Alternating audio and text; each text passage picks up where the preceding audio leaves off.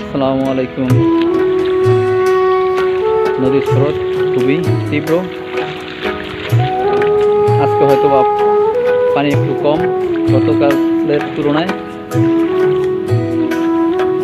আলহামদুলিল্লাহ আমাদের মসজিদটি এখনো টিকে আছে।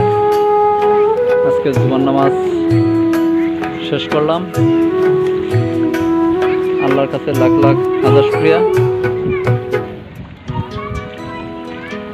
আপনারা সকলে আমাদের জন্য দোয়া করবেন এবং ফেনী, কুমিল্লা, নোয়াখালী তাদের জন্য দোয়া করবেন। আমাদের পরিস্থিতিও খুবই খারাপ।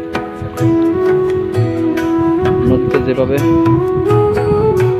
ভাঙতেছে, মেঘনা নদীর কবলে